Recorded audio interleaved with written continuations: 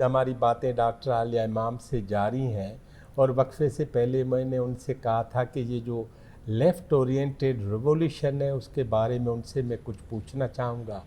Doctor صاحبہ، آپ کو کہا جائے کہ آپ لیفٹسٹ ہیں؟ بائیں بازو اور کا مسئلہ تو نہیں ہے، مسئلہ یہ ہے کہ آپ معاشرے کے دو پہلو ہیں، دو طرح کے نظام حیات ہیں۔ ایک نظام حیات وہ ہے جو محنت کشوں کو ان کی زندگی کا ثمر دینا چاہتا ہے اور جتنی نعمتیں خدا نے دی ہیں ان میں اس کا حصہ دینا چاہتا ہے۔ دوسرا نظام حیات وہ ہے جو اسلحے کی تجارت کرتا ہے اور کمزور ممالک میں وہ اسلحہ بیچتا ہے اور کمزور ممالک کے ذہنوں کو وہ اسلحے کی فیکٹری بنا دیتا ہے۔ آپ دیکھیے فلسطین، لبنان، سیریا، ایران، خون کی ندیاں بہہ رہی ہیں۔ ترقی پسند ہیں یہ لوگ، ان کو ترقی یافتہ قوم کہا جاتا ہے۔ نیچے ان کی ترقی کے نیچے لہو کی ندیاں بہہ رہی ہیں۔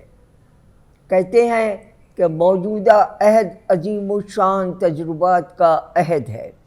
انسان گلوبل ولیج میں تبدیل ہو چکا ہے، انفارمیشن کا ہر سطح پر ایکسپلوژن ہو رہا ہے، انٹرنیٹ نے سوچ کے دھارے بدل دیے ہیں، اور اس طرح سے یہ بہت ترقی یافتہ ممالک ہیں۔ لیکن حضور والا، میں آپ سے کہتی ہوں، ترقی کی انتہوں کو کھول کے دیکھیے تو ہر جگہ لہو کا دریا بہہ رہا ہے۔ یہ لبنان ہے، یہ فلسطین ہے، یہ سیریا ہے، ماں اکیلی جاگ رہی ہے، جوان لال سو رہے ہیں۔ یہ ہے ترقی جس کا کے خلاف انقلاب آیا ہے، اور یہ تاریخ نے ثابت کیا ہے کہ آپ پوری قوت کے ساتھ جتنی ظلم کی طاقتیں وہ آگے بڑھتی ہیں، پھر پیچھے ہٹتی ہیں، پھر آگے بڑھتی ہیں، پھر ختم ہو جاتی ہیں۔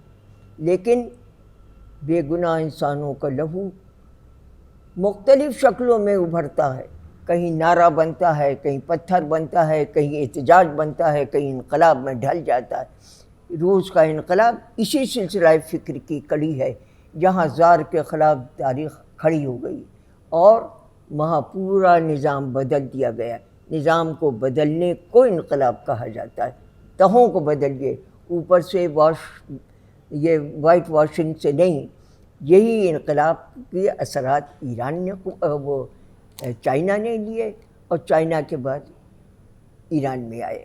یہ انقلابات آج نہیں تو کل جہاں بھی سرمایہ داری نظام نے اپنی جڑیں قائم کی ہیں، اس کی آئینی میت کو دفنانے کے لیے بہت قوتیں ہیں، آج نہیں تو کل یہ خاتمہ بخیر ہوگا۔ اور چائنا کا انقلاب؟ چائنا کا انقلاب چونکہ وہ کسانوں میں انہوں نے کام کیا تھا، مزدوروں میں کام کیا تھا، اس لیے وہ وہاں سے نکلا ہے۔ اور اس کے اوپر بڑی خوبصورت نظم ہے جوش صاحب کی،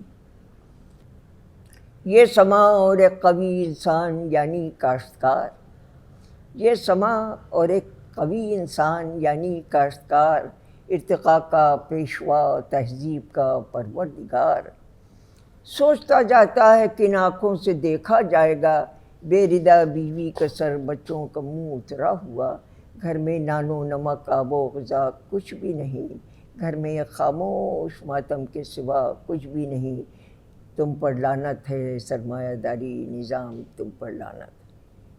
یہ سرمایہ داری نظام کے خلاف پوری کسان تحریک، پوری مزدوروں کی تحریک کھڑی ہو گئی۔ ماؤ زیتونگ کا بہت بڑا انقلابی کارنامہ ہے، اس نے پوری تاریخ کو، اور میں نے اپنی آنکھوں سے دیکھا ہے کہ ماؤ زیتونگ جب نکلتا تھا لوگ آنسو بہاتے تھے۔ کیوں؟ کیونکہ یہ تو ہمارا باپ ہے، یہ تو ہماری ساری دولت ہے، اس نے تو ہماری زندگی بدل دی ہے۔ ہمارے پاس گھر نہیں تھا، گھر مل گیا، نوکری نہیں تھی، نوکری مل گئی، ہمارے پاس کپڑے بھی نہیں تھے، اس نے سب، ہمارے پاس تو سب کچھ ہے۔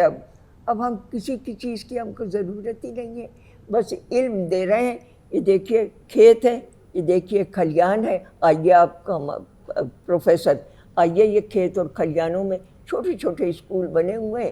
جن عورتوں کے پاس پڑھائی لکھائی کی محرومیاں تھیں ان کو ہم دور کر رہے ہیں، ادھر بھی دور کر رہے ہیں، ادھر بھی مزدوروں میں چھوٹے چھوٹے اسکول بنے ہوئے ہیں.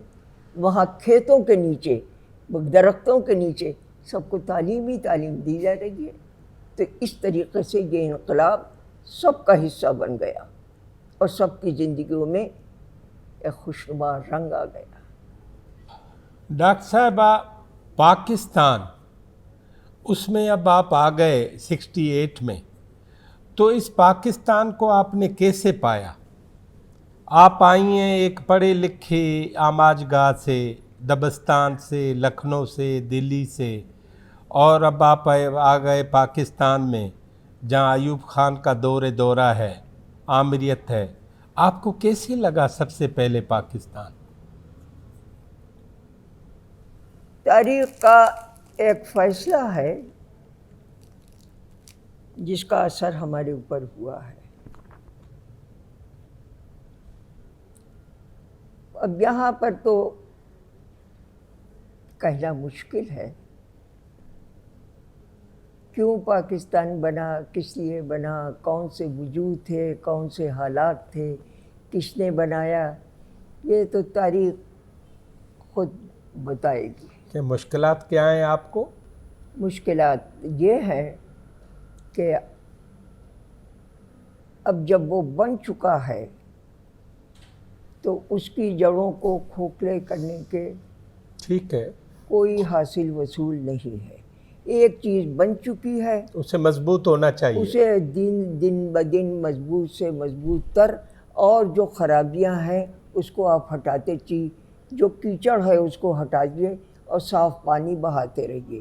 یہ اس وقت کا تقاضا ہے. اس وقت کا تقاضا یہ ہے کہ سب سے پہلے آپ لینڈ ریفارمز کیجیے. لینڈ ریفارم اگر آپ کر دیں، کسی کے پاس بہت بڑی کھیت ہیں، کھلیان ہیں، یہ ہے، کبھی بھٹو صاحب سے بات کی لینڈ ریفارمز پہ آپ نے؟ دیکھیے بھٹو صاحب کے سلسلے میں ایک بالکل واضح بیان دے رہی ہوں. واضح بیان یہ ہے کہ عام سطح پر یہ کہا جاتا ہے بھٹو خود جاگیردار تھا، وہ کیا کرے گا کچھ. بھٹو تو خود قلعے در قلعے بنائے ہوئے تھا، وہ کیا کرے گا، وہ جاگیردار تھا. اب سنیے اس کو. ایک مشہور ترین کتاب ہے رینیگیٹ کارٹس کی، اس نے پورا نقشہ دیا ہے. جملہ ایک صرف سناتی ہوں. کسی بھی انسان کا کسی طبقے میں پیدا ہو جانا اس کو اس کا نمائندہ نہیں بناتا ہے. دیکھنا یہ پڑتا ہے کہ وہ کس کلاس کی نمائندگی کر رہا ہے، اس کا کیریکٹر کیا ہے، رول کیا ہے. یس، بھٹو صاحب یقیناً ایک تعلق دار کے گھرانے میں، ایک جاگیردار کے گھرانے میں جنم لے رہے تھے، لیکن ان کی فکر کہاں جا کے جڑی. وہ میرے ساتھ تھی، وہ آپ کے ساتھ تھی، وہ زمین کے جتنے لوگ ہیں وہ ان کو اٹھانا چاہتے تھے. اس لیے یہ خیال کہ وہ جاگیردار تھے، جی نہیں، انہوں نے ڈی کلاس کیا تھا اپنے آپ کو، جیسے راجہ محمود آباد نے کیا تھا، جیسے امام صاحب نے چائنا میں کیا تھا. اس طریقے سے انہوں نے ڈی کلاس کیا تھا اور وہ اس معاشرے کو ایک محنت کشوں کا معاشرہ بنانا چاہتے تھے. یہ الگ کی بات ہے کہ جسے انقلاب نہیں بھاتا ہے وہ انقلاب کو سبوتاژ کرتا ہے. غلطیاں کیا ہیں بھٹو صاحب کی؟ غلطیاں کیا ہوئیں؟ ان کی سب سے بڑی غلطی جو ہے وہ اسلامی کانفرنس. جب آپ یہ دیکھ رہے ہیں کہ ایک سپر پاور اس کے اوپر قبضہ کیے ہوئے تو آپ نے ان کے ہاتھ سے ساری سپیریئرٹی لے لیا. اس کا ریئیکشن یہ آیا کہ پھر now you prepare your self for the worst consequences. اور پھر آپ کے سامنے ہے جو کچھ ہوا. تو پھر وہ سپیریارٹی بنانے کے اس چکر میں جو مسلمانوں کو یا اسلام کے اس کو بڑھا رہے تھے، تو ایک سپیریارٹی اس نے ایٹم بم بنانے کے لیے بھی کی نا، نیوکلیئر پاور کے لیے. وہ آپ اس کو رول کیسا سمجھتے ہیں؟ ہاں، یہ انڈیا کا، چونکہ وہ ایک سپر پاور تھی اور کچھ فورسز ان کے ارد گرد اس طرح کی تھیں کہ اینٹی انڈیا فورسز. بھٹو صاحب اندرونی طور پر ایسا نہیں تھا. شملہ کانفرنس میں پوری زمین لے کے اندرا گاندھی سے آ گئے تھے، لیکن جب آپ کے اوپر پریشر کس کا پڑتا ہے؟ اوپر کی فورسز کا. اور میں گواہی دے رہی ہوں اس ٹی وی کے پاس، 7ویں دن پرائم منسٹر بننے کے 7ویں دن بھٹو صاحب نے بلایا ہے. یہ فیض صاحب بیٹھے ہیں، یہ بخاری ہے، ہم لوگوں کو سب کو بلایا ہے. Now listen and listen carefully. I'm not going to stay on this chair. I'm going to resign. کیا کہہ رہے ہیں آپ بھٹو صاحب؟ Yes, I have decided once for all that I'm not going to sit on this chair. آپ کہنا کیا چاہتی ہیں؟ آپ سب دم مبشر بھی تھے اور no. This is my final decision. I'm not going to change it. اب ذرا جب وہ ٹھنڈے ہوئے تو انہوں نے کہا listen, Mubashir, you know what is going on? From morning till evening, two scoundrels, یہ جملے ہیں ان کے, two scoundrels are behind me. You are not supposed to talk on this subject. You are not going to write on this subject. Do you think I'm a fool? I'm not going to take dictation from any quarter. And this is my resignation. 7ویں دن وہ resignation دے چکے تھے، لیکن ہم نے انہوں نے سب سے ہاتھ جوڑے. بھٹو صاحب، تاریخ آپ کو دیکھ رہی ہے، زمانہ آپ کو دیکھ رہا ہے. دل کا تو نرم تھا، شعلہ بالکل شبنم بن گیا. اور اس نے کہا yes you are right, the people are waiting for می.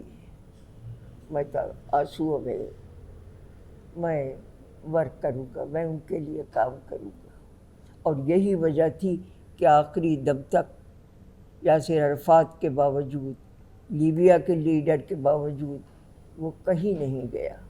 اس نے کہا نہیں، میں اپنے ہی ملک میں رہوں گا، اور اپنے ہی ملک میں جو کچھ ہوا وہ یہ ہے وجہ جس کی وجہ سے آج ہم اور آپ اس کے سامنے جو اس کو سمجھتے ہیں سجدہ ریز ہیں. پاکستان پیپلز پارٹی کو کیسے پایا آپ نے؟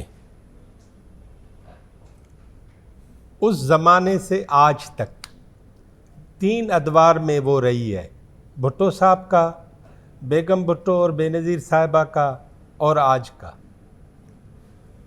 اصل میں بات یہ ہے کہ جب تک کہ کوئی بنیادی اسٹرکچر چینج نہیں ہوتا ہے، آپ اوپر کی سطح پر کچھ بھی کرتے رہیے، بنیاد تو ویسی ہی کی ویسی ہے. وہ تو پھر بھٹو صاحب نے بھی نہیں کیا. انہوں نے تو کوشش کی تھی، سارے جتنے آپ کے جاگیردار تھے سب آ کے کھڑے ہو گئے تھے، آپ کو پوری تاریخ معلوم ہے. لیکن سب کو ساتھ ملا لیا نا. چونکہ پاکستان کی تاریخ کو اگر میں دہراؤں، آپ سنیں گے.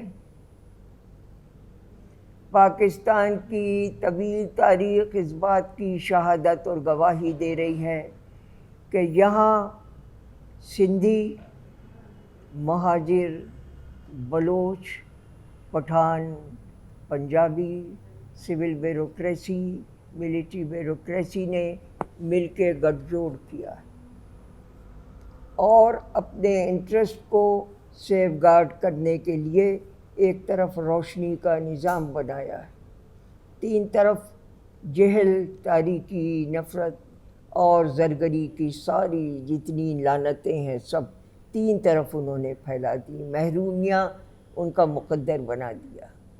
جب اس کے خلاف کسی نے آواز اٹھائی، کہا تم غدار وطن ہو، تم اسلام کے دشمن ہو۔ اسی سلسلے میں مجھے بھی نکالا گیا تھا، تم اسلام کے دشمن ہو، تم ملک کے دشمن ہو، تمہاری کوئی جگہ نہیں ہے، تم کو نکالا جاتا ہے۔ یہ وہ سلسلہ فکر تھا، اس میں مہاجر ہیں، سندھی ہیں، بلوچ ہیں، پٹھان ہیں، پنجابی اوپر سردار ہیں، دولت مند ہیں، مہاجر دولت مند ہیں، الگ سے وہ نہیں ہیں، سندھی دولت مند ہیں، وڈیرے ہیں، وغیرہ وغیرہ۔